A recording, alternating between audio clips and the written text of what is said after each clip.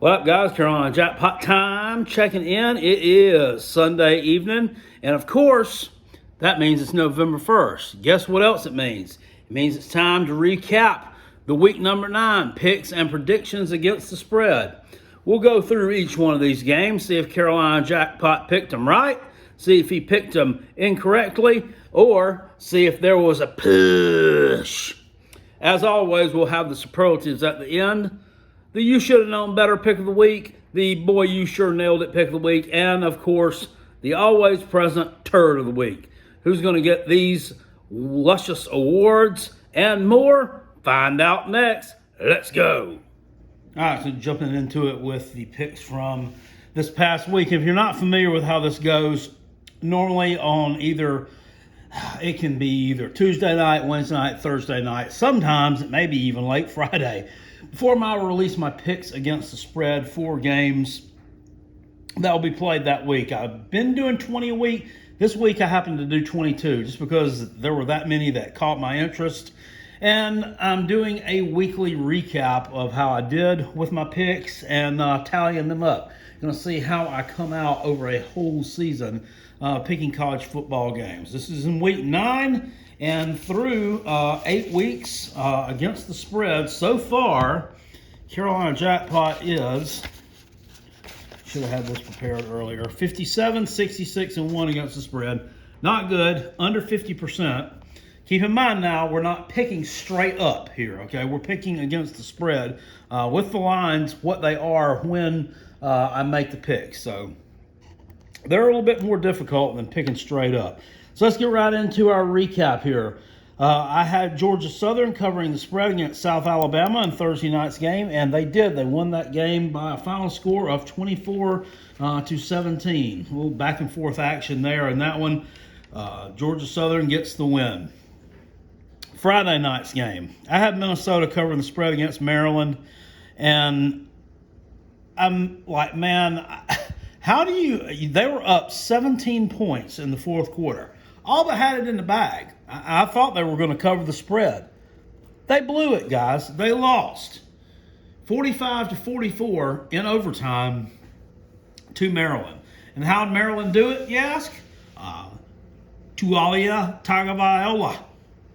Hoping I'm saying that right. Younger brother of Tua Tagovailoa. Man, this kid looked like a different quarterback from week 1 of the season, in which his team lost by 40 points to Northwestern. Versus this game against Maryland, he goes out, throws for like almost 400 yards, a ton of touchdowns. I like that number 34, the big running back they got. Last name Funk, big white guy. Not being prejudiced there, just trying to identify somebody. But it's not offense. You see that big bruising type of a running back. That guy was steamrolling people. He could catch too. So they look good there. Maryland gets the win over Minnesota, 45-44. And what is it with college kickers too?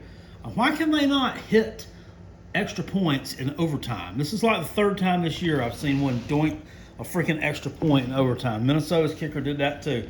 They would have had 2 overtimes there. But, as it were, they lose.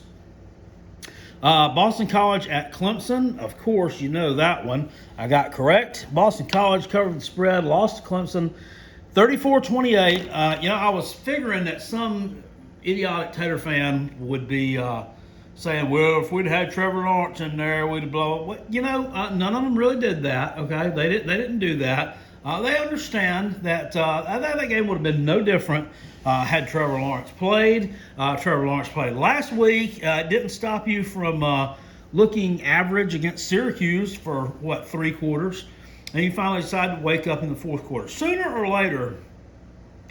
And I said this to one of the kids over there on another channel who put out a video about their them still being ranked number 1. Clemson's time is coming. Their time is coming. You cannot keep falling behind these mediocre teams and expect to keep on being able to pull these games out. You just can't. Because eventually, one of these teams is not going to fold up like a cheap-ass card table that you used to put out for the little kids at Thanksgiving, little kiddies in the family. Just so you have one or two of them over there, a little kids table, so you can sit them up. One of these teams is eventually going to be able to finish. This game kind of reminded me a lot of that Pitt game from 2016, but unfortunately, Boston College just didn't have the Jimmies or the Joes to finish it out. Sucked too, really sucked. Notwithstanding a really good performance at quarterback from DJ Ukulele. What was he, like 31 of 40 or something like that? So, I mean, that's a very Trevor Lawrence, 400 yards too. That's a very Trevor Lawrence-like performance. Okay, so you can't blame it on Trevor Lawrence not being there and playing, because it's almost like he played anyway. It's almost like he played anyway. So this guy didn't throw a pick six.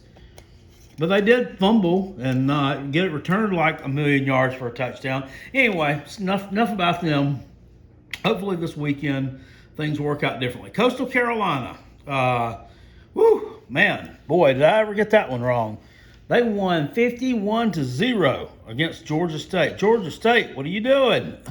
What the hell? I mean, nothing? Zero. You got shut out? I don't know, man. I don't know. I don't get it. They got them ranked up at number 15 this week, too. Coastal Carolina. I don't know about that. They're from the same conference as App State, and App State was never ranked that high. Even after they beat South Carolina, they beat North Carolina, they beat everybody last year. Just steamrolled through the conference. They may have actually lost a game in the conference play. But anyway, I don't know. They look good, though. Got to give them their credit. They take care of business there. I got a correct pick here. Ole Miss did cover the number against Vanderbilt. 54-21 win by Ole Miss. Vanderbilt actually put up 421 yards of offense against Ole Miss. Which, I mean, I know Ole Miss's defense is crappy, but still Vanderbilt, I mean, 3 turnovers, though. 3 turnovers, 2 fumbles, and an interception. That killed them. Just absolutely killed them. Kansas State at West Virginia. West Virginia wins 37-10. I wasn't a believer in their defense because they played some teams that weren't very good, but I guess it should have been. I tell you, Kansas State, 23 rushes for 41 yards. It's hard to get any worse than that. I mean, they just absolutely got stoned. Cincinnati wins 49-10 against Memphis. Boy, that's just been a long time since anybody's held Memphis to 10 points. Tulane also won big time over Temple, 38-3. So that one's a correct pick.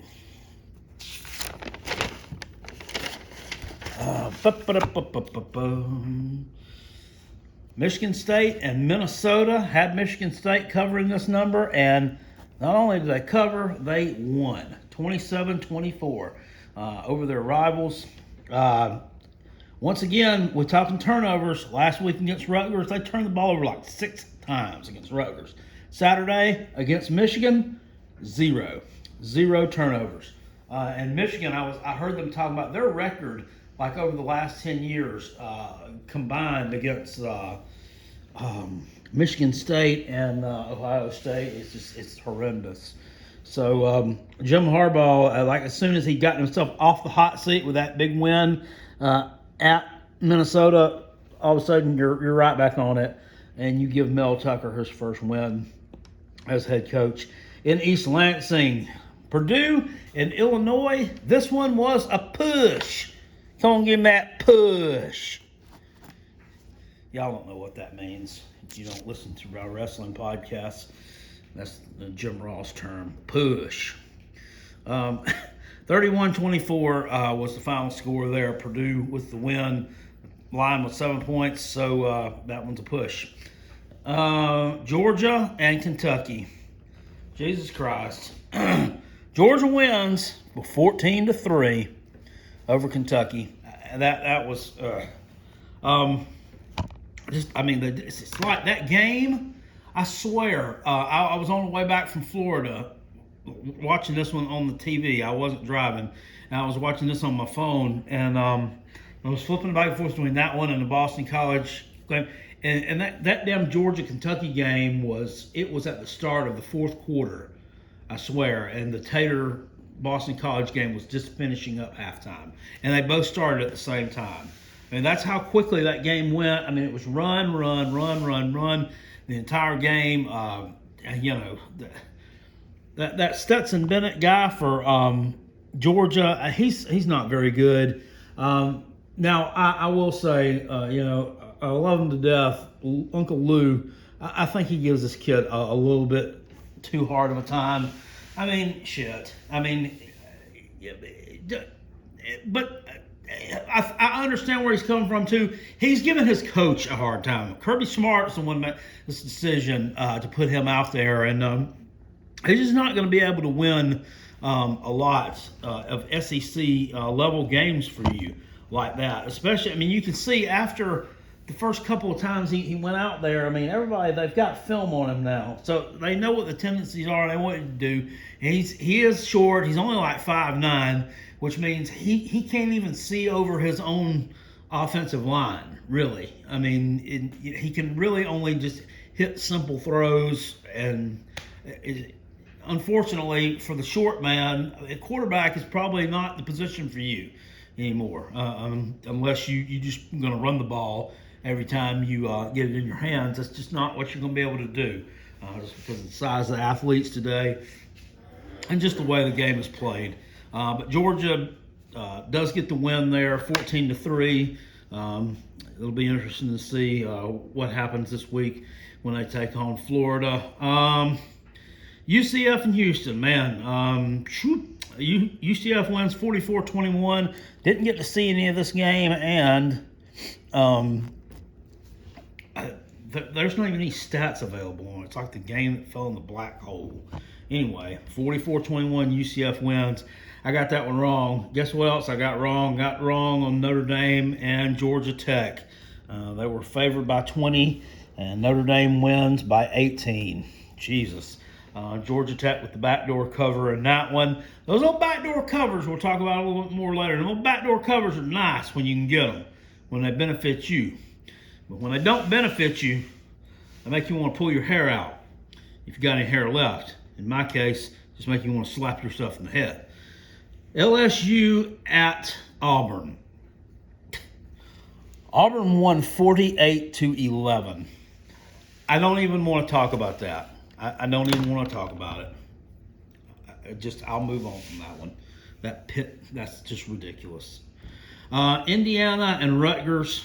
Indiana covered the spread here, 37-21. I was watching some of this game yesterday, and then I kind of got into Texas and Oklahoma State, which was going on. So I really didn't get to watch a lot of it. And I saw on my phone where they had like a touchdown for Rutgers, and then it went away. And then I was like, okay, well, I don't know what happened. And then today, when I was watching another one of my favorites, the Gridiron Expert running down the game, said he related to something about a bunch of laterals that Rutgers did, and they scored a touchdown that they took away from them. So I'm going to have to go back and watch that and find this highlight. It's not here on this CBS Sports app that I use a lot. I'm going to find that one, see what's up with that. Texas, Oklahoma State, I had Texas covering, and they covered. Win that game 31-27, right? Jeez. I may have written the wrong score down. So I do apologize. Texas will win 41-34 over Oklahoma State. There were some questionable calls from the officiating in this game. Some that benefited Texas, some that benefited Oklahoma State. I watched this game almost the entire second half of this thing in this entirety, just because I just felt really good about this pick that I made. I'm in a pick'em group, and there's like 40 of us in there. I think like 5 had taken Texas to cover, and I was one of them. And I just felt really good about this one, so I made it a focal point to watch it. But they were questionable calls on both sides of the field for this one. Texas, that defensive tackle, I think he's defensive tackle, might be defensive end, Joseph Asai, with the sack on the Oklahoma State quarterback there on fourth down at the end of that one to end that game. Just a hell of a football game. That was enjoyable to watch. You know, they get a lot of flack there. Oh, the Big Ten don't play no defense. You know, they don't do this, they don't do that. All the teams are soft. Blah blah blah. No, it's exciting football. It was entertaining to watch that one. Mississippi State and Alabama. Alabama does cover the number there against Mississippi State, 41-0. I mean, what can you say? I mean, they say? You don't get rich betting against Alabama. And I mean, they just keep on covering these big numbers. And, you know, they're not ranked number one right now, because they will be ranked number one if the Tater eventually loses. That's the only way they're going to be ranked number one. I mean, they're going to be number two until that happens. They're not going to mess up, you know, any kind of potential matchups that they could have in the playoffs if these teams all continue to run the table. So Alabama, you're kind of stuck at number two until the Tater Man screws up and loses a game, which may happen this weekend. Fingers crossed. I don't know. Kind of doubt it, though. But anyway, you know, big performance there. Mac Jones, Najee Harris, and bunch just doing what they do. Mississippi State, they're pitiful. They're pitiful now. And that running back, you know, just quit the team. That makes things even worse for them. Arkansas, Texas A&M. Texas A&M wins this one 42-31. So that was a good one there. Then we're talking here about backdoor covers. This is a backdoor cover that benefited me because Texas A&M was up by I think 4 touchdowns in this game. But they were winning. It was 42-24. It looked like that was going to end up being the final. And Arkansas was able to get the ball back with just like a minute and a half left. And I was like, man, they're not going to try to score. They're not going to score. But I was wrong. Felipe Franks, you know, he kept running them out there, kept the tempo going. And they put some points on the board. You know, Arkansas is really, really an improved team. And Texas A&M now, they're ranked like, I don't know, number 6 in the country. I don't believe it. I honestly don't. They're coming to South Carolina this weekend. They're 8-point favorites, and everybody says, "Whoa, there's some easy money." Well, we'll see. We'll see. It's high time we finally kick them right square in the ass. Hopefully it comes this weekend. Ohio State and Penn State. Ohio State wins 38-25. Talk about barely pulling one out. There you go. 38-25. Ohio State wins that one over Penn State, who battled back. They were down pretty big early in this game. They kind of battled back, made it a game. Just once again, case of not enough Jimmys and Joes, I guess. If they'd had a little bit more at the running back position, you know, they may have been able to do a little something, put a few more points on the board, but who knows. Missouri and Florida, I had Missouri covering. Of course, that one was a lopsided Florida win, 41-17. And now what we're really starting to see here is Florida is starting to become scary because the offense was already very potent and very explosive. Now, last night, we saw them step it up a notch defensively big time. I mean, they really, really stepped it up a notch. Missouri had been moving the ball up and down the field. Now, last week, they were playing Kentucky, and it ended up being 2010. They didn't score a lot of points. They didn't really have to. They just kind of got in a grinded-out style game with Kentucky. Now, a week before that, against LSU, and they got in a back-and-forth shootout, and, you know, we could see that they could play that style of ball, too, we thought. Florida just too much for them last night. And then, good Lord, everybody wants to talk about the fight at the end of the first half. all I can say about that is everybody was wrong in that situation. Everybody who participated in that, it was all wrong. Missouri people are pointing the finger at Dan Mullen, and them and all the Florida fans. Which I don't like Florida. I'm not going to make any bones about it. That's my most hated SEC team. And for whatever reason, I don't know. I really can't put my finger on it, but I can't stand them. But they had a right to defend their quarterback. That was a dirty hit that Missouri player laid on them. But, it wasn't dirty enough to where we should start taking our helmets off and swinging them and punching and trying to beat ass. It just wasn't. Shit happens all the time. Throw a damn flag on him. Give him a 15-yard penalty at the start of the next quarter or whatever, because wasn't it when time was coming out, I think, maybe. Kick him out of the game, whatever. But, we don't need to be getting into those kind of altercations. And then, when it was over with and I saw Dan Mullen, I'm like, what is he doing? He came back out on the field and he's like, trying to pump up the damn stadium crowd or whatever. So, then he was in the wrong with that. Just immature. Keep your mouth shut. Go back there with your damn team and take care of business. But anyway, Missouri gets kind of brought back down to earth here. I took them, as a lot of people took them to cover here, and they didn't live up to the hype. And the Florida defense, we didn't think was going to be ready because, they haven't played in, 3 weeks and just got back on the practice field. It's just 2020, people. What can I tell you? Yeah, whatever you think is going to happen is not going to happen. And whatever you think is the least likely thing that could possibly happen is definitely going to happen. That's what 2020 is all about. That's UNC right there and my chicken scratch on top of it. UNC in Virginia. Oh, my gosh, man. Another one that I got wrong.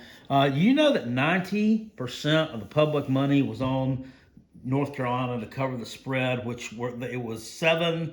It was 6.5, then it was 7, and it had gotten up to 8 by the time the game started. Virginia wins 44-41.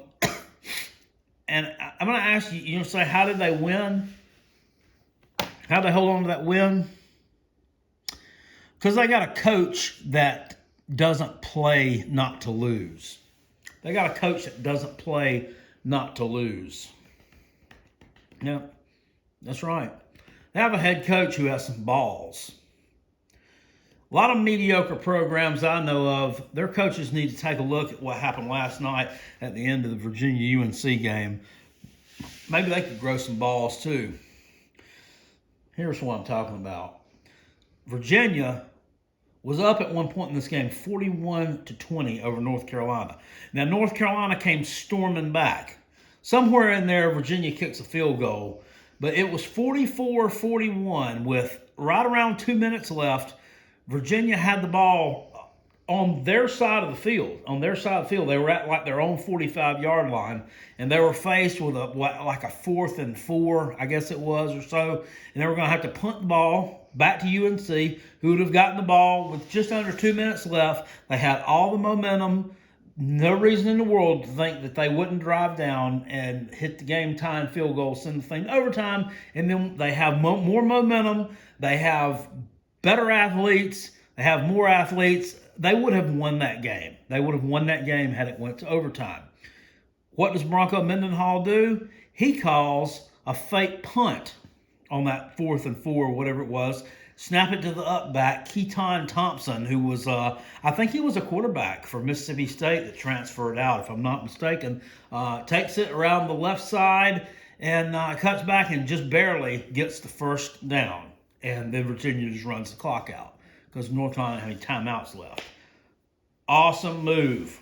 Awesome move right there. And I can tell you that a bitch coach like Will Muschamp would never try anything like that. They would never try anything like that. Ever.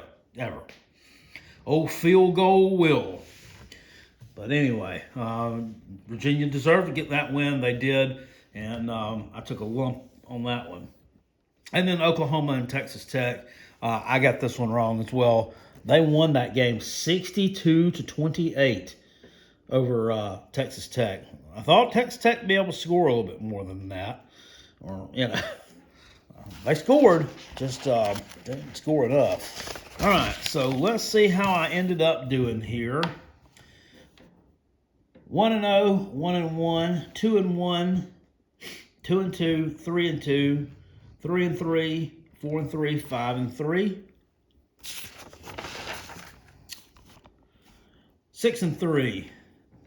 All right, 6-3-1 with the push. 6-4-1, 6-5-1, 6-6-1, 6-7-1, 6-8-1, 7-8-1, 8-8-1, 9-8-1, 10-8-1, 10-9-1, 10-10-1, 10-11-1. So I finished up week 9. I'm at 10-11-1. So that's 22 games there. So really didn't pick up any ground, unfortunately. But I really, through this many games this week, I really didn't lose any ground either. So we were off by one game there, one game under 500. 67, 77, and 2 so far, and that's the cumulative through week 9. So still more work to do to get up to 50%. It's a lot of work to do. It's going to be a long road to hoe to get there, but it's possible because most years when I'm picking around this point in time, I start to heat up because by now you know who teams are. You know who they are by now for the most part.